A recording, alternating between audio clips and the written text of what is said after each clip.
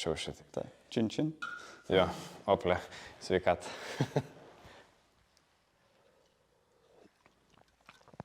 Kad būtų jėgų šnekėti. Tai, Jonai, pirmas klausimas tau, kas tave sieja su automobiliais? Kas paskatino jais domėtis ir nuo ko pradėjai viską? Istorija tai turbūt prasidėjo tiesiog nuo labai ankstyvos vaikystės, nes tėvukas tuo metu važiavo mėgėjiškai ralį su žiguliukais, bandydavo ten kažką tai įrodyti, ką sugeba iš standartinės klasės. Tai tas labai sudomino, po to prasidėjo šiokia tokia jų automobilių prekyba iš Vokietijos, nu ir vis keisdavosi tie automobiliai, vienus parsiveža, kitus parsiveža, man parveždavo visą laiką žurnalų.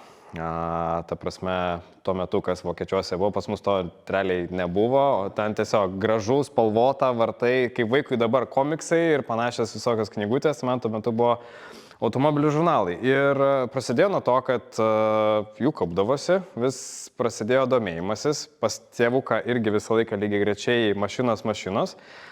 Nu ir netgi mokykloje, aš puikiai atsimenu, 3 klasiai, visa klasė darė laikraštuką.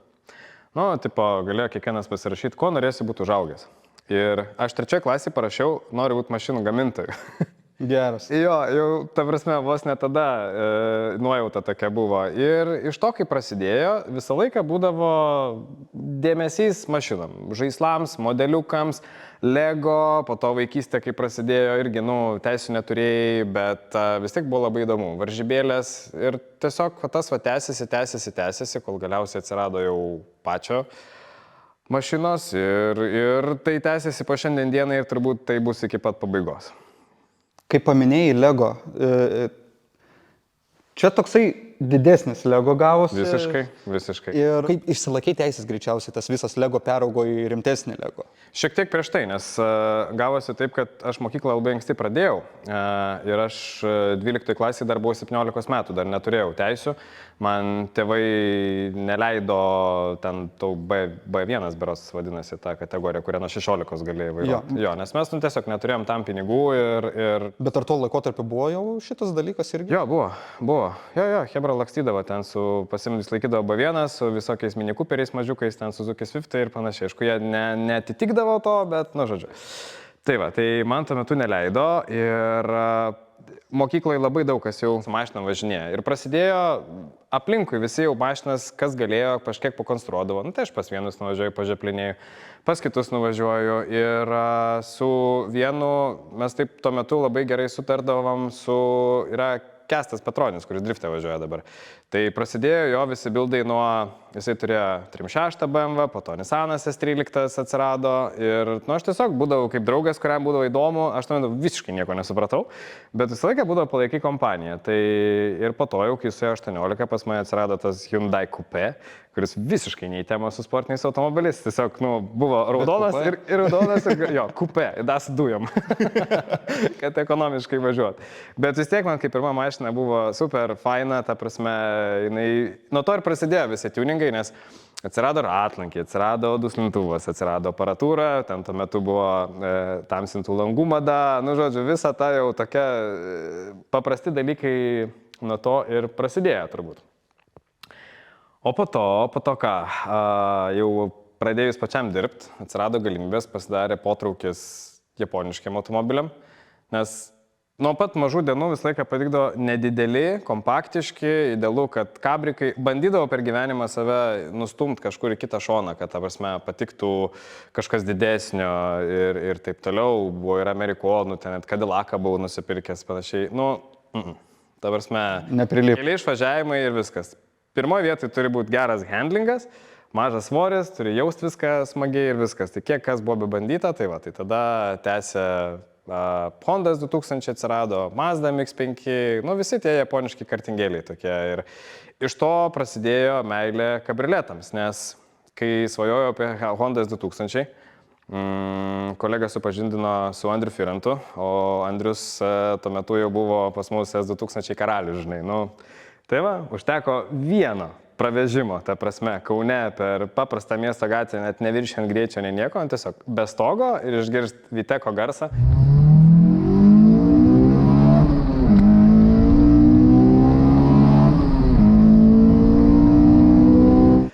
viskas, sold, man reikia.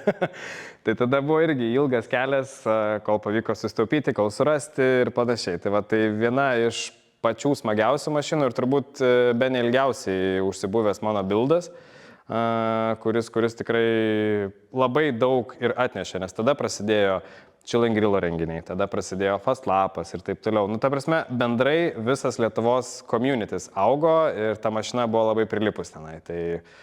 O dabar labai smagu, kad ta mašina vėl sugrįžus į Kauną ir tęsia toliau kelionę savo per renginius. Tai sakykime, čia nuo 2007 metų tikrai nemažas laiko tarpas, bet ta mašina vis dar išlaižyta kaip saldainis, tai žiauriai miela ir malonu pačiam, žinai. Jo, kaip tu buvai paminėjęs S2000 prieš tai, aš toksai pagalvojau, aš buvau sutikęs S2000 Vilniui, labai nedėkingas momentas, važiavau pas draugą į svečius ir žiūriu, žinai, kai yra Vilniui Geležinio Vilko gatvė ir tas tunelis. Taip, taip. Žiūriu, krešas prieki, geltonas S2000. Ir aš toks... Jo, ta prasme, S2000 tikrai Lietuvoje vienu metu buvo nemažai, bet lygiai taip pat nemažai ir paduždavo, nes jinai labai aštri ir net laidi mašina.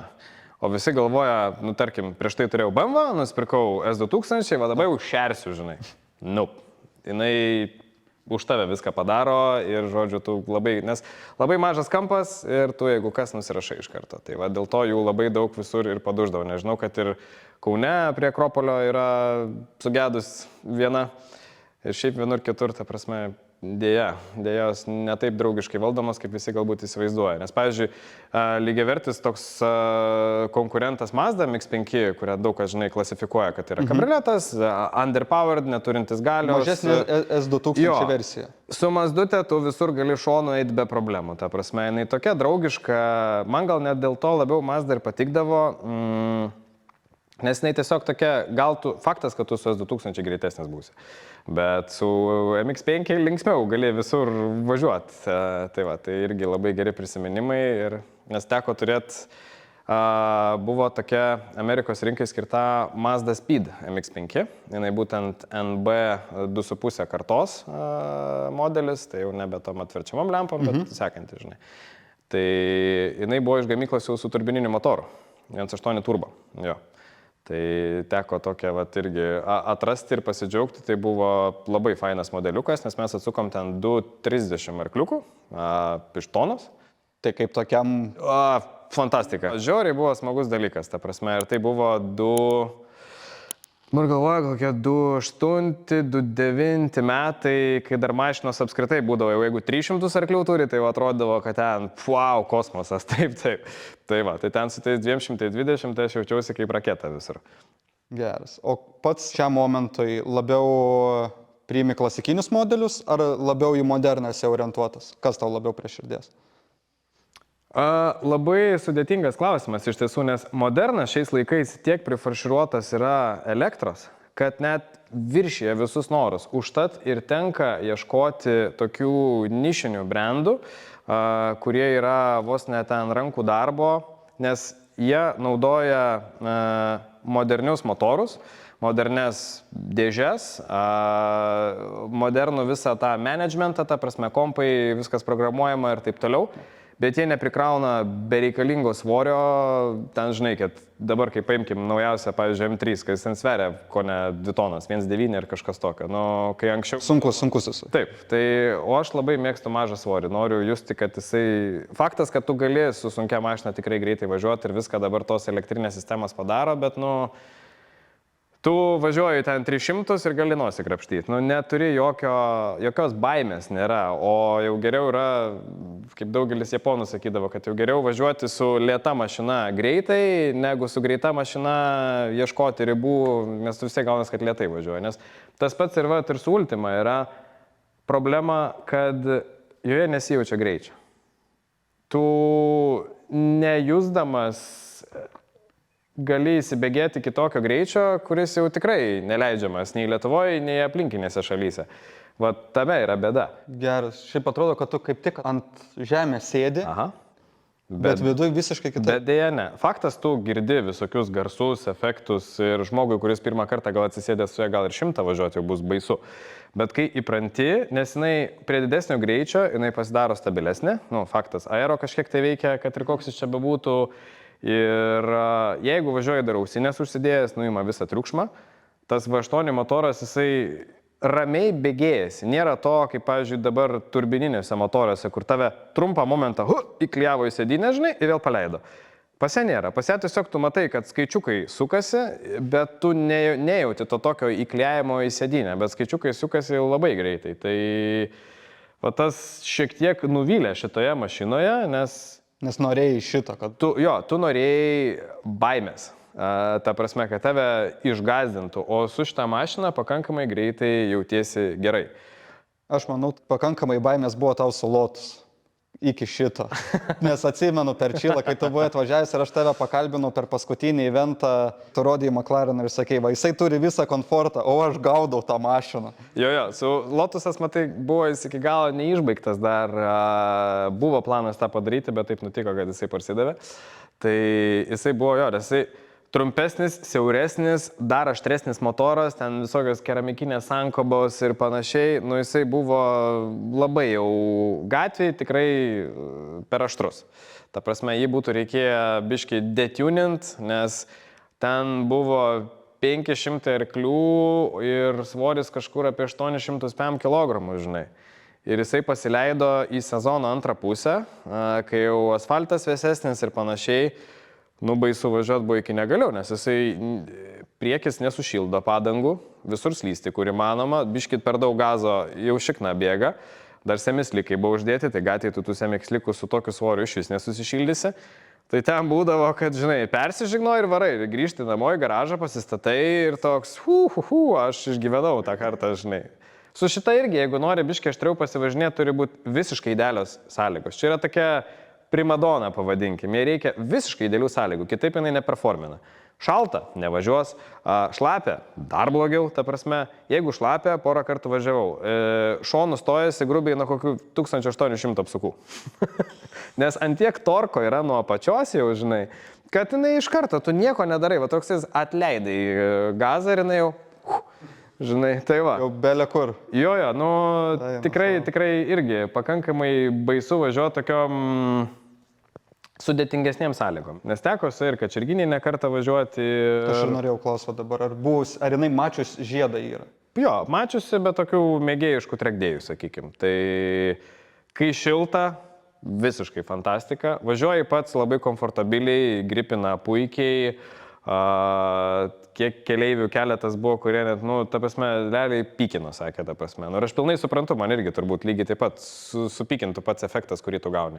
Bet jeigu tik tai asfaltas šlapės ar šaltas, va tada tai liūdna, nes ta prasme neina susišildyti tą padangų. Teko Kačerginėje net ir persisukti su ją ir panašiai, nes ta prasme, nu, niekaip nesušyla.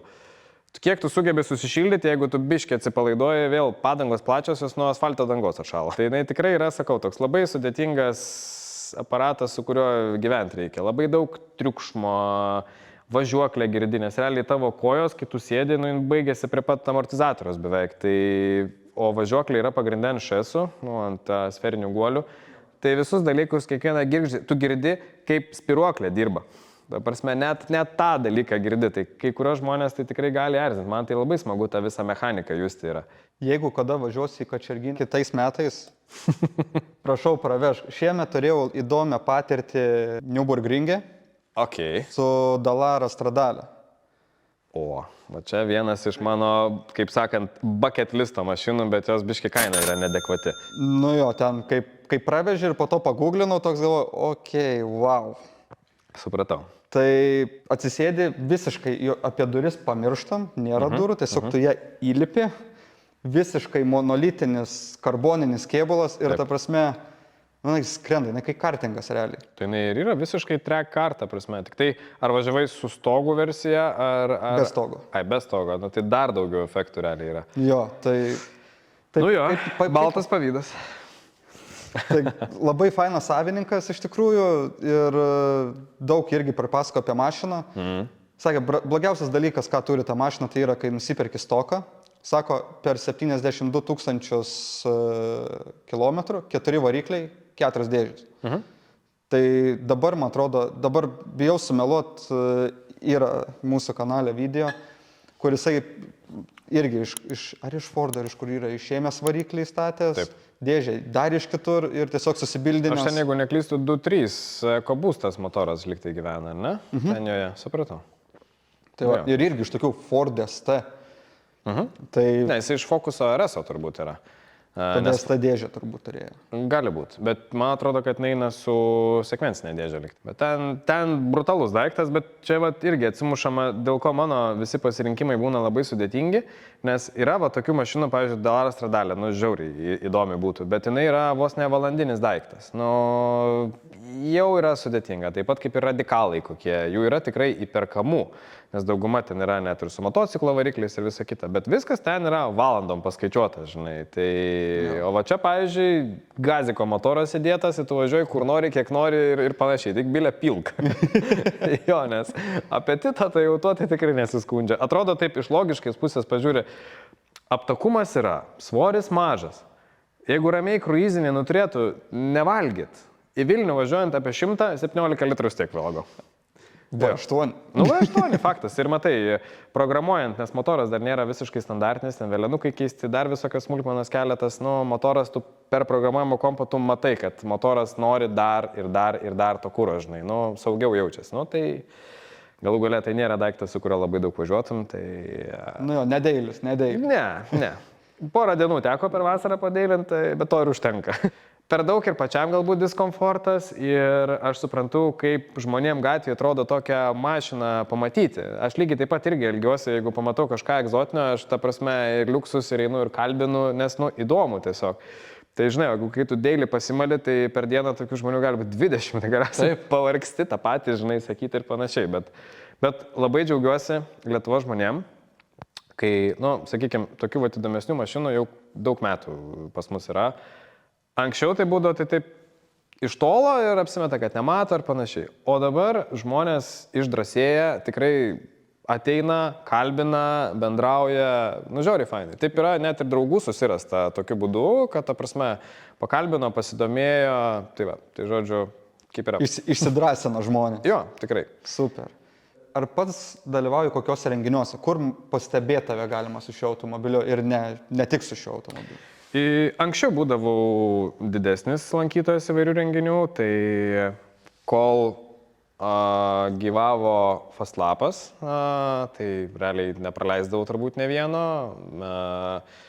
Pagrindė tai būdavo, kad šiek tiek ir dirbdavom tenai, kartais pateisėjaudavom, da kažką, tai nu, man patikdavo visa ta organizacinė dalis važiuoti neypatingai, bet, žodžiu, ir visas communities buvo labai fainas.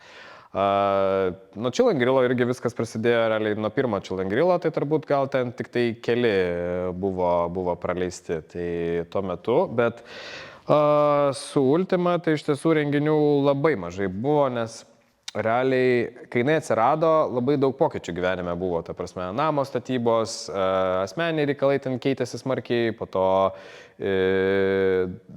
į darbus labai buvo susikoncentruota, nes per kelis darbus buvo dirbama, nu, ne veltui, jeigu tokį dalyką nori įsigyti, tai tenka plėšytis, draskytis ir panašiai, žinai.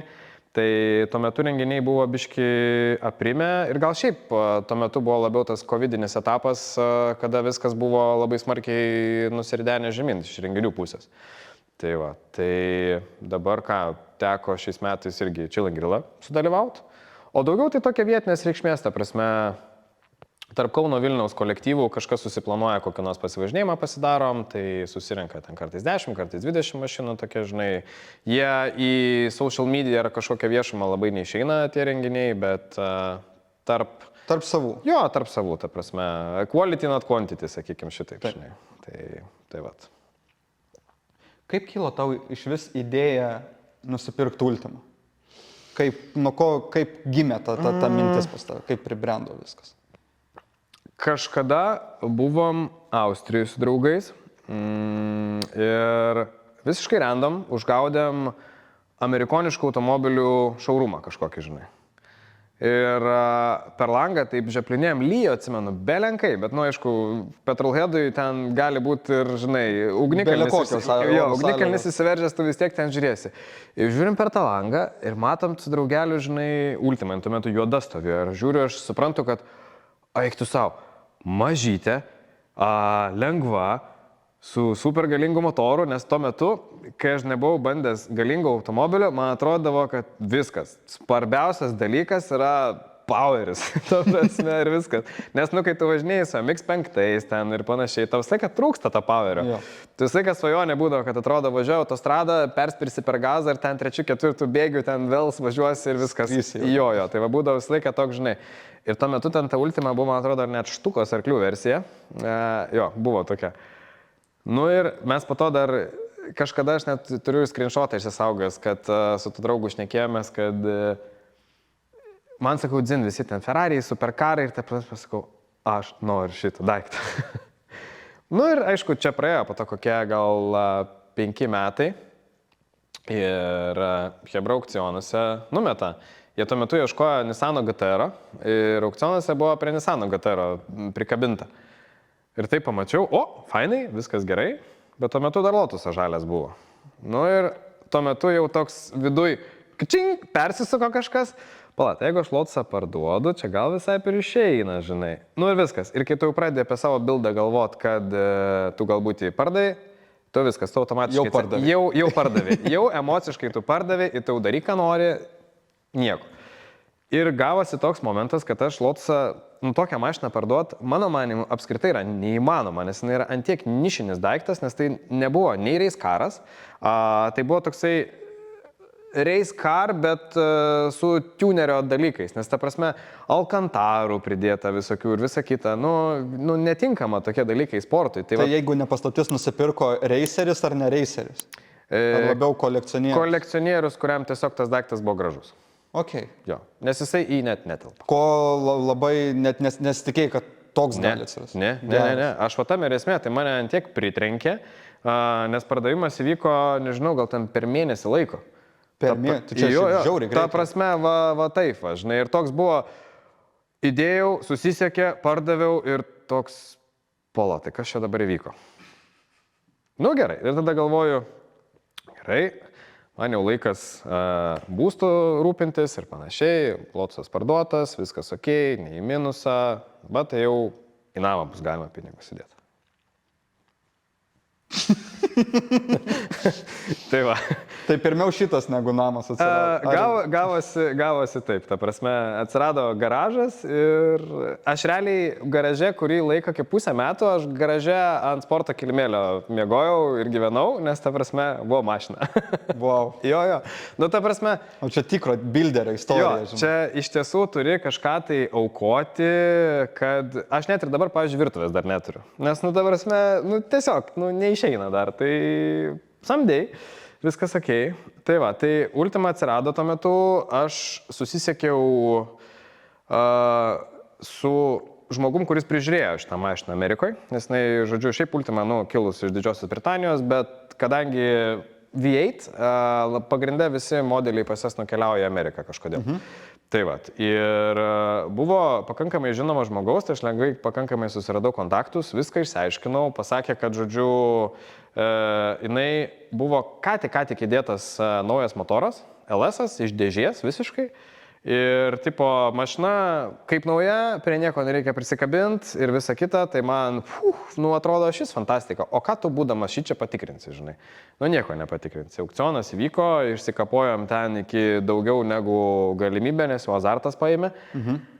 Ir kai grįžo, tada sekė daug nusivylimų.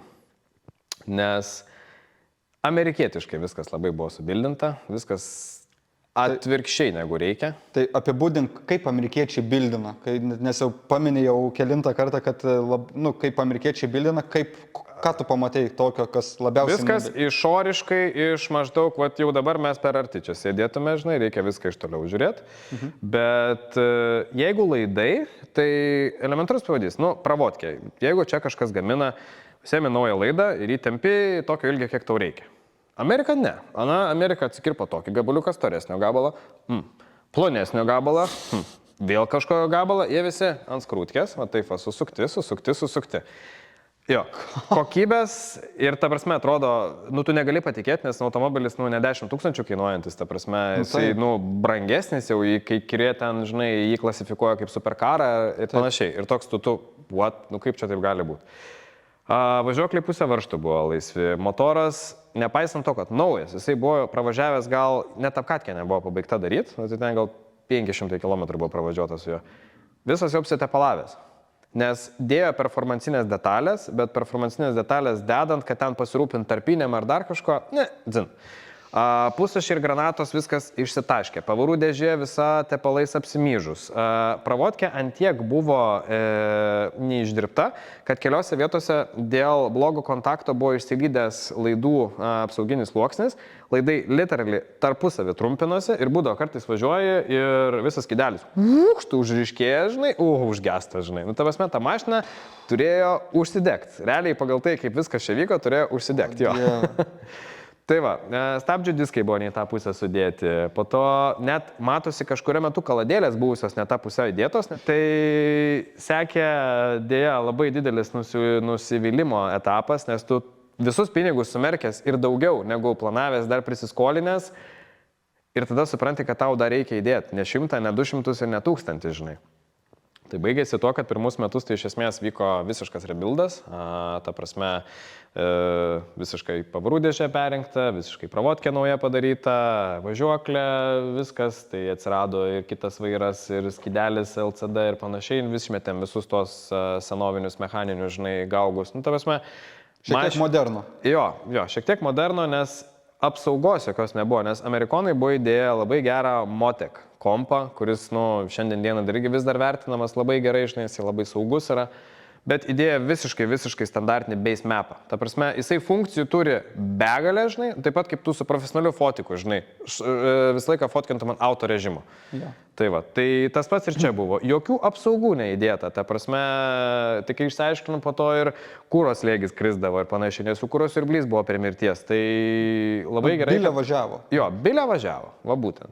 Nes tą mašiną aunino žmogus, kuriam šiandien dieną yra grubiai 7-8 metai, tai jisai tiesiog važinėdavo į pagrindę, ją būdavo galima pamatyti Cars and Coffee renginiuose. Nu, tai jis iš taško A į tašką B po Kaliforniją savo ir brūžindavo. Jam ten, žinai, visokie trekdėjai ar tiesiog pasukt buvo pakankamai neaktualu. Jo, tai va dėl to matyti taip ir nutiko ir pateko turbūt, žinai, pamatė galbūt vyresnio amžiaus žmogus, kažkokie mechanikai paėmė, žinai, davai galim pinigų nugręžti. O iš tiesų viskas buvo visiškai, kiekvieną dalyką, kurią paimsi, viskas buvo blogai. Tai va, tai iš esmės jinai persirinkta visa yra per naują, tai žodžiu, kainavo daug streso, nervų ir panašiai, bet šiandien dienai jau iš esmės nebeligia, tų bugų jau galima važiuoti. Viskas išgaudyti. Jo, nu ir kai viską išgaudai, tai galima ir pardavinėti jau. Tai kas tave labiausiai žavija šiame automobilyje?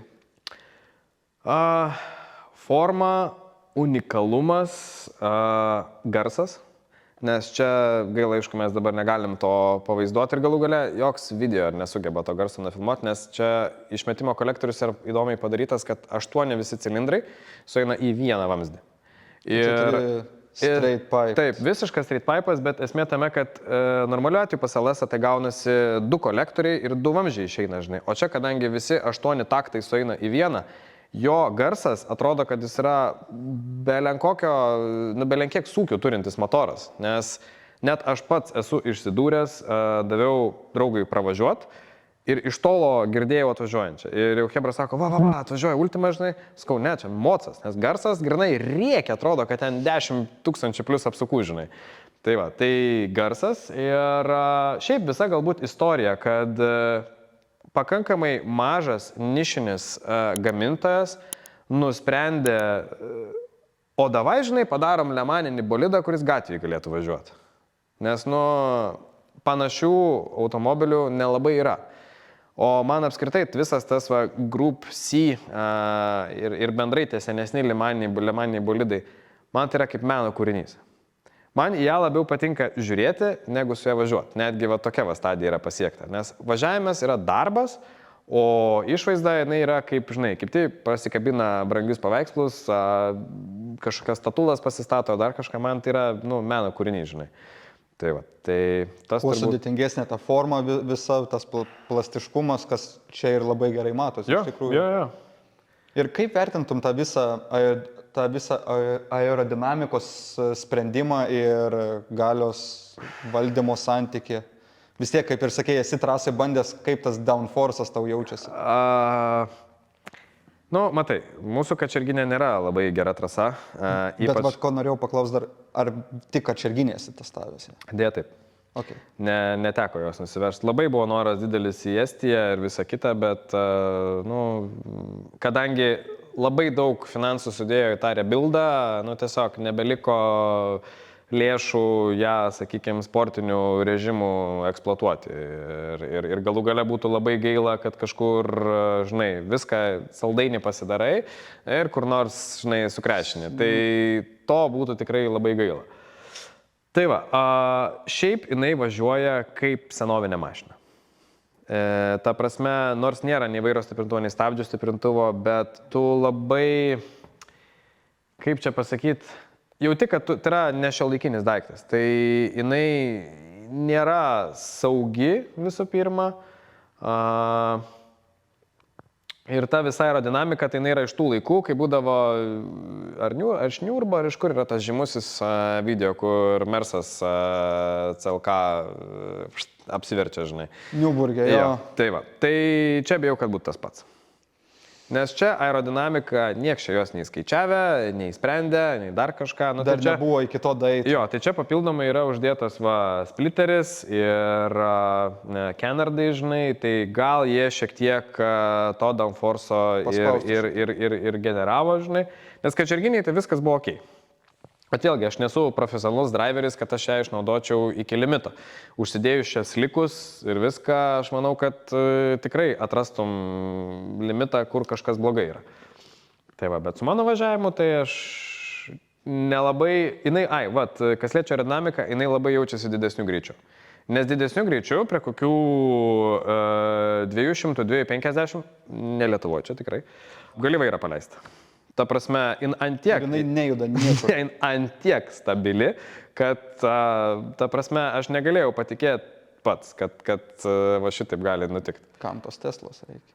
Viskas, kur reikia 250. Jo, ir jinai, kas svarbiausia, kaip jinai bėgėsi nuo, tarkim, nuo 0 iki 100 yra sudėtingiau, nes pirmas bėgis iš vis apie nieką, antras bėgis velia ratus, trečias bėgis dar toliau velia ratus. Nu, jau po to jau prasideda gripas, atsiranda ir viskas ok. Tai jinai nuo 200 toliau lygiai taip pat. Jo. Ir kiek dabar pase yra arklio? Motorė yra grubiai 6 kem. Tai ant ratų mes atsukom, dabar jau sumeluot, 5,40 kažką tai tokio. Tai su šitokiu galios rezervu, man atrodo, buvo daugiausiai rekordų ir pagerinta šito automobilio, nes kiek skaičiau, tai Ultimos buvo tas dalykas, kad parduot tas mašinas, buvo marketinginis dalykas, laužom rekordus. Jo. 6 rekordai, man atrodo, pagerinti vien tik tai... Taip. Būtent buvo su 640. 720 tokia versija buvo, kurie deklaravo, kad tipo 720 arklių yra, bet jie labai ten įdomiai. Vos neįdėję standartinį LS motorą, deklaruodavo, kad ten 700 arklių. Nu, tai irgi toks, manau, marketinginis yra triukas šiek tiek. Tai va, bet jo, ten išdykavo gerai. Buvo smagu žiūrėti, kaip atvažiuoju Top Gearą ir pastato į vietą ten Koenigsegus ir panašiai. Jo, Enzo, Ferrari, visi taip, viskas pasiliko papačioj. Tai. Jo, tai mane tas irgi žavėjo, kad iš esmės tai yra paprastas, ypač anksčiau, jinai anksčiau labai nebrangi mašina būdavo lyginant su visokiais Ferrariais, nes dabar, tai kadangi viskas užbrango, tai ta kaina irgi iškilo, plus daug išdaužė, dabar paskutinis modelis, kuris atsirado, jisai kaina irgi užkilo, nors rėmą jie naudoja tą patį. Jie tik tai yra pakeitę, pavyzdžiui, jeigu lyginant su paskutiniu Ultimos RS modeliu, tai yra šakės ilgesnės, nes taip veikia, kad ilgesnės šakės tu turi mažiau nervingą vairavimą. Tai nes jinai turi šitą minusą, kad priekis labai priklauso nuo suvedimo, aišku, kaip padarytas, bet toks jinai labai nedraugiška, ypač kai bumpy kelias nelygų, žinai, dobėtas. Nu jo, čia įsivaizduoju, nuo Vilniaus iki Molėtų tragedija būtų važiuoti. Bijau, kad taip. Neteko važiuoti, bet ir nenorėčiau. Bet ir žinai. Geriau ne. Jo. Kaip personalizavai šitą modelį?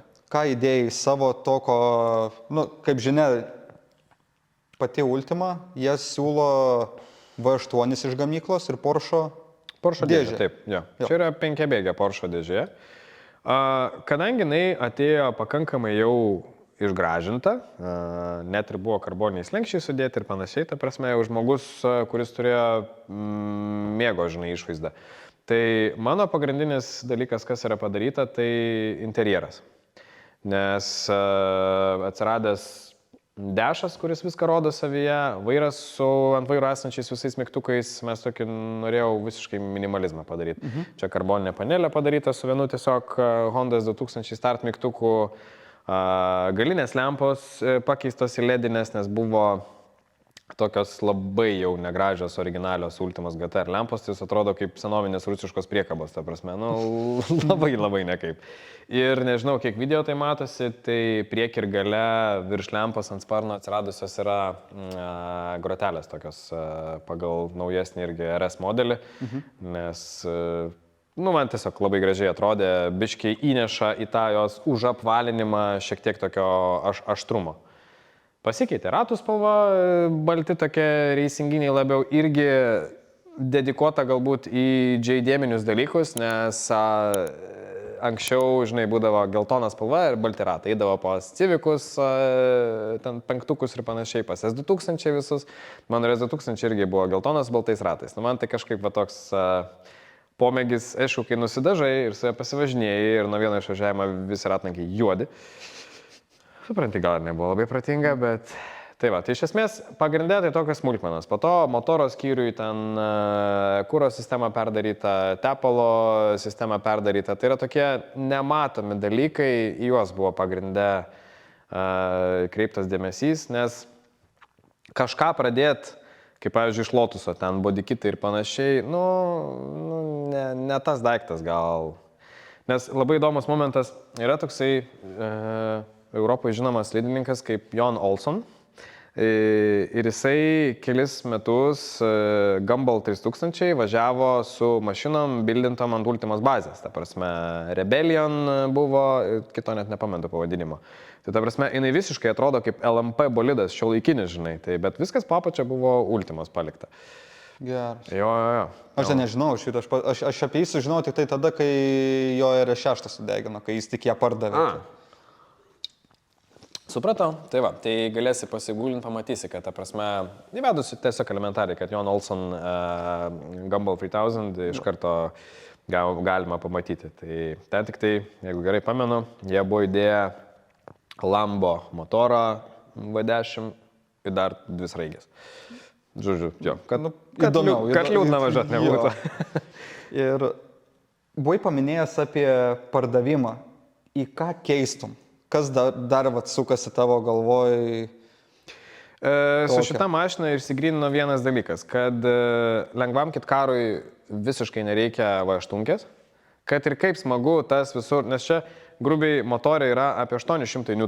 Tai ta prasme, juos paleisti į kelią, žiauriai sunku. Galia 335 padangos, nes sakau, 3 bėgių be problemų nuvelia ir panašiai. O padangas geras nusipirkti, tokio išmatavimo biškai sudėtinga yra. Nėra taip, kad ten nuėjai ir bet kuriais padangų parduotuvėje randi. Tai va, tai net padangas reikia siūstis iš Amerikos, nes Europoje nelabai tokių dalykų yra. Tai va, tai užtat važinėju su senais Michelinais. Tai keitimas iš tiesų komanijoje trūko atviro jausmo, nes nori matyti aplinką, nori girdėti, kad tavo tą mašiną daro, žinai, ir panašiai. Tai, žodžiu, ką įsigilinau, kad turi būti būtinai be stogo būt. Dar manau, kad lengvesnė. Tai vienintelis svajonių daiktas, kas labai arti yra, tai turbūt Arilatumas.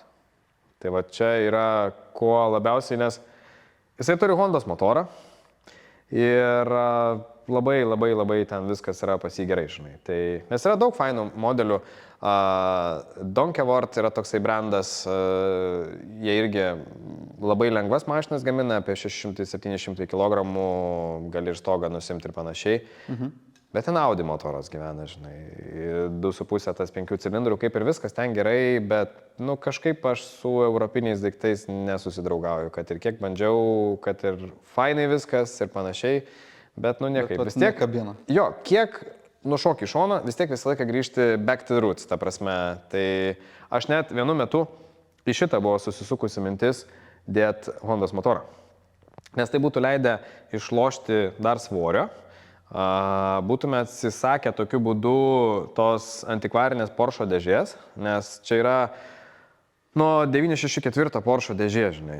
Jis aišku yra sustiprinta ir panašiai, bet visas šiftinimas, nu tai kaip rodo amerikietiško, tai yra rusiškose būdavo tose komedijose, kur sėdi ir ten viliukėje pamakalavo ir kažkuriai įdūrė. Jo, tai žinok, va toks dalykas ir čia su šiftinimu. Labai diskomfortas iš to. Tai vienu metu, sakau, sukosi mintis, bet tai vėl būtų lėmę tokį momentą, kad tu kiši pinigus ir tada jau yra ta stadija, kada tu nebeatsiimsi. Nes tikram Ultimos fanatikui, jų kiek susidariau, kiek priėmė mane ten į tas grupės, kurie renkasi visi ir panašiai, jis yra 50+, vyresnio amžiaus jau žmogus, žinai, kuris užauginęs vaikus, turi šeimą, neturi ką veikti ir krapštosi. Tas, pavyzdžiui, iš kurio įsigyta mašina, jisai dabar dar vieną darosi. Dar piktesnė, su bilet bloku ir panašiai, ten nežinau, ten tikrai ta mašina galės 1000 arklių turėti be problemų. Žmogus, kai baigsi, jis jau dabar ją konstruoja, pas mane dabar jau beveik 4 metai, kaip Ultima yra, tai va, jisai visą tą laiką, nes jisai ją ir pardavinėjo su mintim, kad naują pradėti. Tai va, ten iki pabaigos dar toli gražu. Perdarinė, pjausto, daro kažką tai, būrė, nes žmonėms patinka tiesiog konstravimas. Tai labai dėl to daug Ultimų ir nematyti gatvėse, nes jos visos yra under construction. Žmonės tiesiog pasistato pas save ir yra, kad 10 metų konstruoja, žinai, ir panašiai. Bet kiek darbo, kiek laiko ir kaip ir sakai, matosi, kad ir nesvarbu, kiek tau metų, tu vis tiek, garažiukį užsidarai ir darai. Jo, tai aš pilnai suprantu, kad, žinai, žmonės galbūt, čia gyvenime turbūt tokia ir būna stadija. Tu užsikabini ant automobilio, kol esi visiškai jaunas, nes tu neturi jokių įsipareigojimų, tau nieko nereikia ir panašiai. Atsiranda šeima, vaikai, tau reikia būsto, tau reikia priežiūros, vaikus į mokyklą leisti ir taip toliau. Ir tada automatiškai, tu negali visko įkabinti, nes arba tu turi būti tikrai turtingas, kad tu atiduotum kažkam, kad, žinai, tavo norus bildintų. Arba tu tiesiog dedi tam pauzę ir tada sugrįžti, ten po 20-mečio kažkur tai, žinai. Tai aš tiesiog irgi aukojau tos dalykus, aš neturiu šeimos vaikų, žinai, tai man dėl to galbūt ir buvo fainai konstruoti visą tai, nes aš tiesiog tam turėdavau laiko. Ir aišku, fainai tai, kad tai galiausiai išsirutuliojo į darbą, nenuėjo grubiai. Nes jau taip visiškai rimtai mašinas rindęs buvau gerą 10 metį turbūt, kada jau buvo projektai, paskui projektą, vieną užbaigė, parduodė kitą ir taip toliau. Ir tai galiausiai prasidėjo, kaip jau dabar kiekvieną dieną mes tą darom, žinai. Tai kažkur tai atvedė, reiškia, nes jeigu tiesiog būtų taip ir laikas ir pinigai išvaistyti, tada gal net ir gaila būtų, jeigu atsisuktum atgal, žinai. O dabar, kai išaugai kažką didesnio jau. Jo, dabar su kiekvienu projektu jis būdavo vis rimtesnis, vis įdomesnis.